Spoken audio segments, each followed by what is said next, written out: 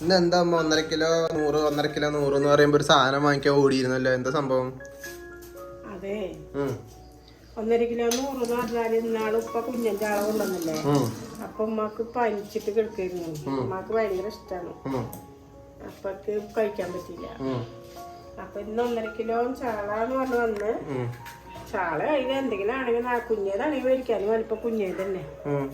അപ്പൊ കുഞ്ഞേതെന്ന് പറയാൻ കുഞ്ഞേതൊന്നും അല്ല, അങ്ങനത്തെ ഉണ്ട്. അപ്പൊ കുറച്ചെടുത്തിട്ട് പൊരിക്കാം, കുറച്ചെടുത്തിട്ട് കൊള്ളിയും ചാളയും കൂടി വെക്കാം.